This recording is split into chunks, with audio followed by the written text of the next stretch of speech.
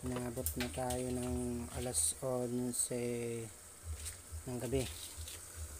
Dami kasing piniprepare sa pagluluto. Ito naman ngayon ang gagawin dito estopado. Nagkatay kasi yung biyanan ko ng baboy. Umabot ng 65 kilos yata lahat. Dun sa 65 kilos parang 15 kilos lang yung ibinenta niya. So yung iba ihahanda para sa piyesta kasi sa 5. So maaga nag-prepare, 4 pa lang, 3 pa lang nagkatay na ng baboy. Bukas 4 nagpapaluto na ng mga kalamay, suman. Pero ngayong araw na to piniprepare na lahat yung mga karne. Yung mga karning hindi na magkasya doon sa rep. So ito, yung iba sinangkot siya. Ito pinaprito muna sa akin, estopado daw yan. So hindi siya gaanong luto, pero luto na yan, pero lulutuin pa siya ulit. Ito naman yan, pinapagawa sa akin bukas crispy pata. Ito tatlo yan, ito yung isang hita. Ayan, crispy pata. Ayan, ito yung kasama nung piniprito ko, estopado. Ito naman yung buto-buto, Kaldereta. gawin daw kaldereta. Tapos ito Minuto. ayan, katatapos ko rin sinangkot siya, gagawin namang minudo. Ayan, dami yan. Ito yung mga pinagsabawan kanina ng anuhan, sangkot siya. So may niluluto pa ron, pang dinuguan naman daw yun. Bukod yung niluto ko kanina, nag lechon belly ako para sa hapunan.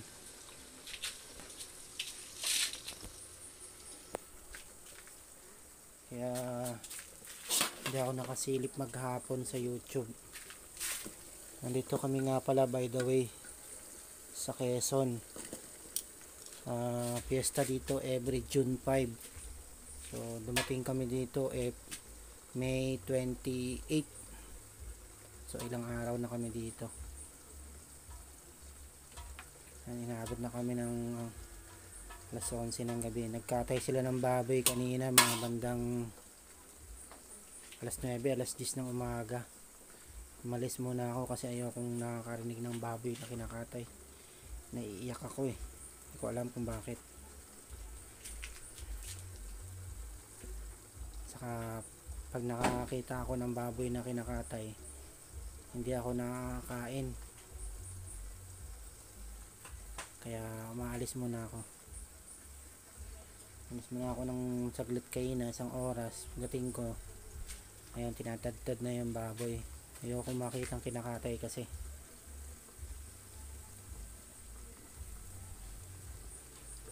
So far lahat yun sinangkot ako yung nagpakulo dun sa crispy pata. Tatlong pata na nagagawing pinapagawa sa akin crispy pata bukas.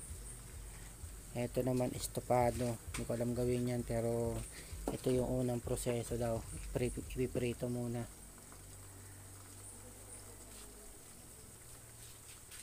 So yung niluto kanina ng hapunan, hindi ko na nakuha ng video.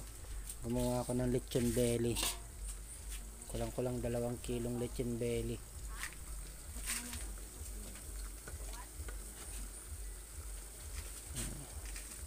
Ito hindi naman siya gaanong palulutungin kasi ito yung medyo parting may taba-taba. Estopado daw gagawin dito. Hindi ko alam kung paano yung estopado na yun. So ito pinapiprito muna sa akin ng ganito. Kaya bukas pag niluto to, aabangan ko kasi para at least paano may dagdag akong alam na bagong luto.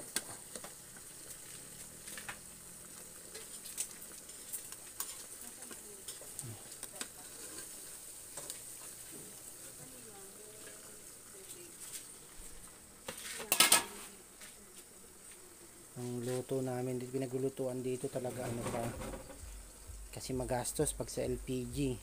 So ayan, di kalan pa, di uling. Ayun yung uling, isang sakong uling. May isa pang di uling doon sa labas. Dalawa yung pinagsasabay ko kaya na nagsasangkot siya ako. Kasi puno na yung rep. Puno na yung rep ng ano, ng karne. Maliit lang kasi yung rep. Ito yung rep. Ayan. So, puno na yung rep. Hindi na magkasa. Maliit lang kasi yung rep na inuwi ko dito.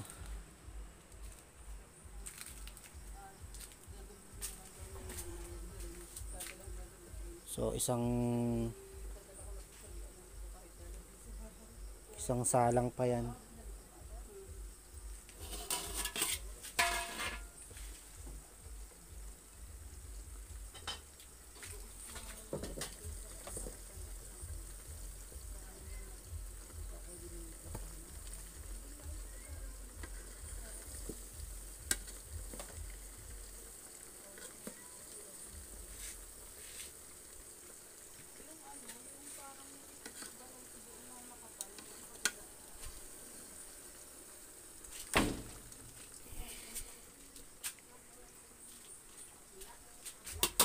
Buti tumigil na yung sigawan. Yung sigawan dito kanina kasi malapit dito yung naging venue ng sabong. Yung pa naman ako busit na busit ako sa sabong. Ayaw ko makakita may nagsasabong. At di na lang kasi sila ang magsaksakan eh. Ba't yung manok pa yung gagawin nilang ewan. Meron pa yung ano, frozen na manok. Hindi pa nasikaso. Iprito daw yun. Ganito talaga dito pag fiesta. Kaya pag fiesta dito, yung mga nakatira sa Kabiasnan, sa syudad, talagang gumagawa ng paraan para makauwi, makabalik. Ngayon, kung mapapansin niyo, may tugtugan. Doon sa may tabing dagat, merong, ang tawag nila dito, may ball, ano, basta may dance party doon. So, may sayawan. Ang tawag dito, table, nagte-table ka ng babae.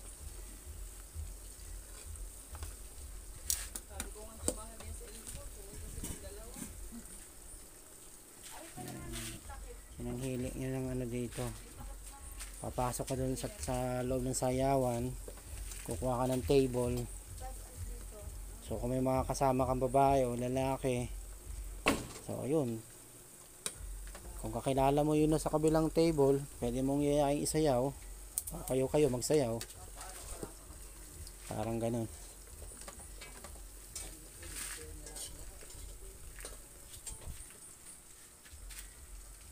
Kung makapal-kapal ang mukha mo, ilahin mo na lang yun sa tabing lamesa. Para sa labas, abangan ka, gulo na. Mabait pa kasi hindi pa lasing. Mamaya pag lasing na, doon na yung gulo.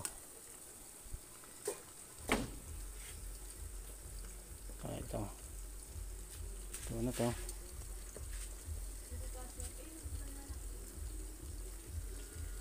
Lutuin pa ulit yan bukas.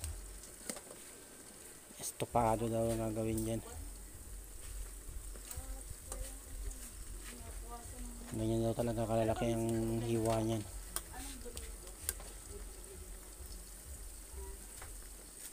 Sabunan lang.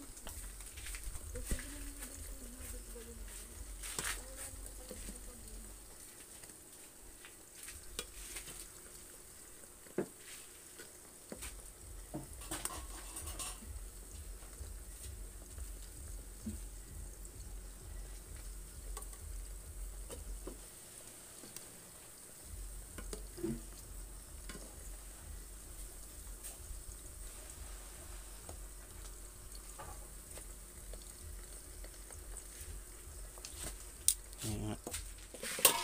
Aling ko muna. Kanina. hapon.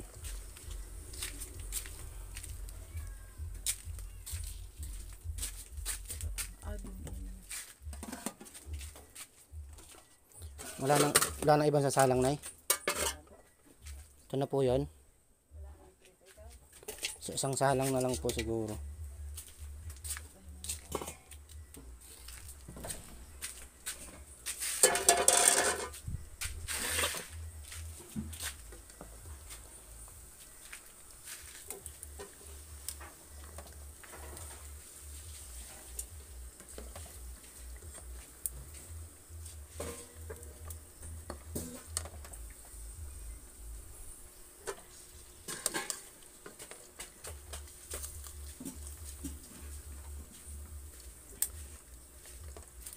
Alin pwede ng kamunas dito?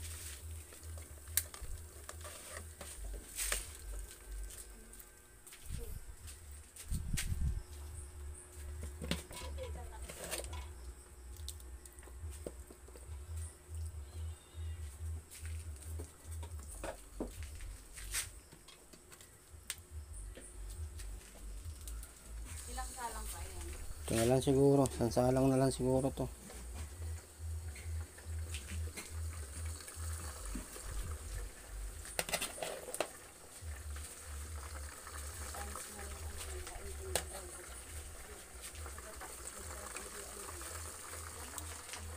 Yung tanghali, nagluto naman ng native na manok. Nagkatay ng native na manok lalawa. Inadobo sa gata na may kasamang papaya. Ayan, plus ang dami pang dumating na isda kanina. Namigay ng isda. Kaya yun, yung rep, punong-puno.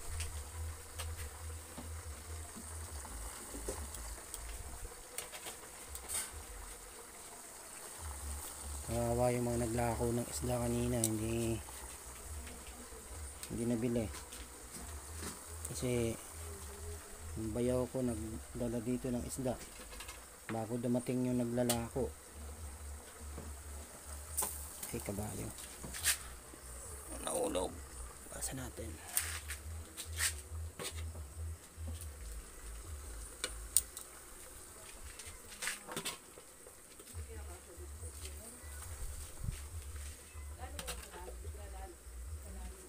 Kasyayan na natin to para isang salang na lang. Pagod na rin ako, pa ako nakakapaligo.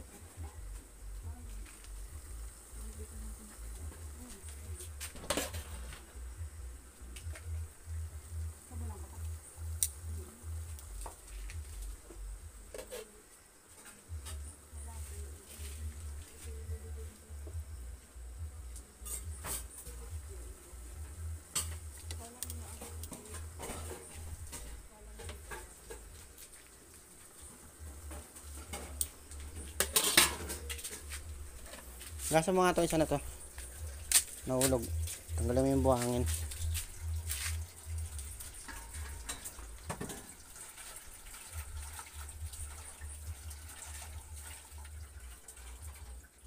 Ayan. Yung bahay may extension eh. Ito yung bagong bahay. Ito yung unang-unang bahay, yung kubo. Simula lang yun sa kubo. Tapos paggawa ng ganitong bahay. Ayan. Magkatabi lang. Mas masarap matulog dito sa tanghali kasi malamig. Kasi yung bubong dyan nipa.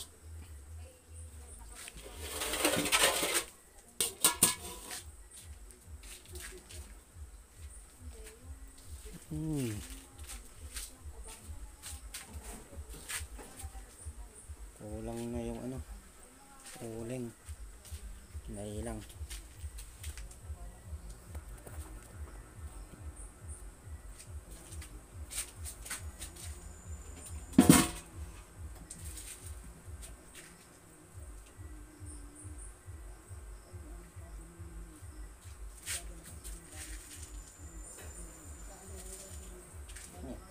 Mainit.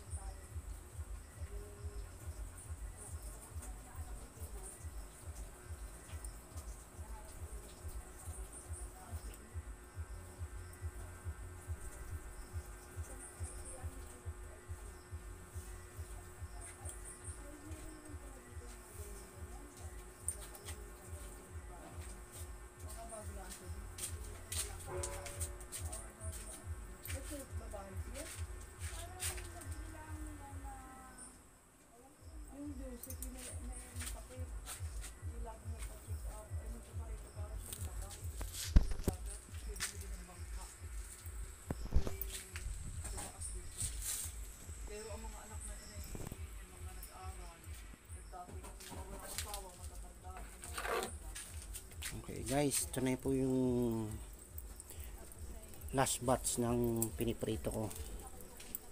So bukas ulit abangan ko kung paano lulutuin talaga tong estopado na to.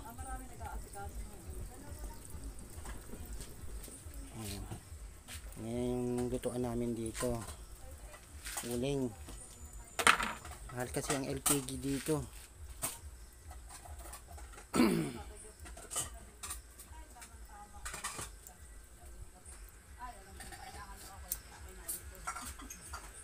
Alright guys, thank you. Okay guys, ito yung piniperito ko kagabi na gagawing estopado. Ayan, ulo to ng baboy. So niluto na siya, nilagay ang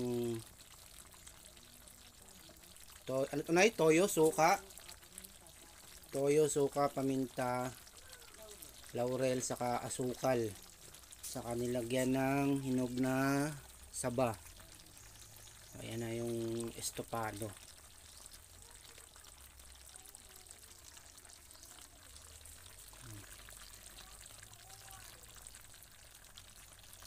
Ulam daw to ngayon.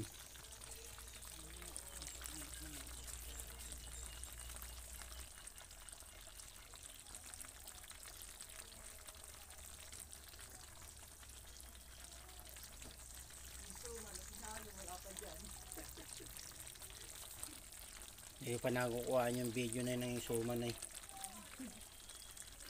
Bukas ubos ka agad yun. Yun po ang palaging tinatarget yung suman eh. Oo, dito yung namin ng yesta, taga Sabang. Yung magandang hangin, may lamig. Tapos kukuha ako ng ulam. Pag tingin ko wala na yung suman. Pag tawanan sila, yung pala may mga bag. Sabi, gusto na suman, pinaglalagay sa bag. Ay gusto ko kinakain dyan eh, para sila gusto ko ng lalagay sa bag. Yun ang ako na eh. Ibubulsa tapos maghihintay ulit ng lapag sa kakakain. Oo. Ay kaya ang gagawin ko, plastic na, aabot na, hindi na, o kaya maglalagay lang ako sa tapos wala na.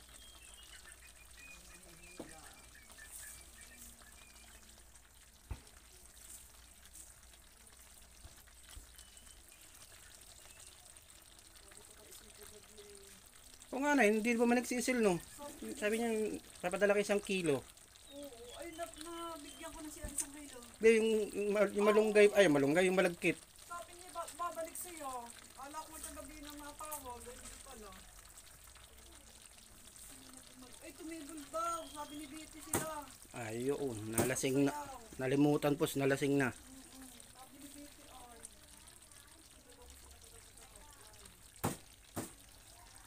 Sabi sa akin, isa lang ko. Dadagdag ko lang sa sunan. May marami-raming dahon. Ayan, lapot na lang yung sauce niya.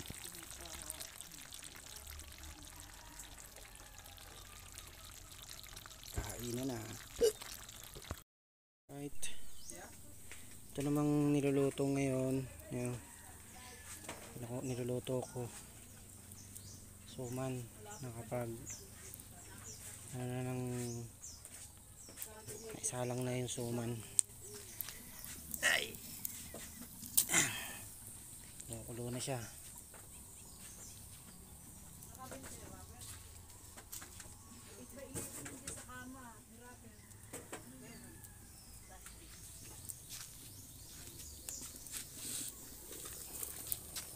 Ayun ang suman. Kulong-kulo na siya.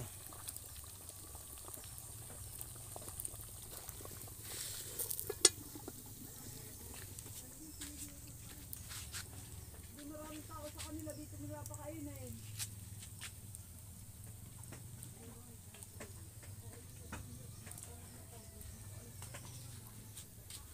Hayaan lang to kumulo, Nay. Hayaan lang po ito kumulo.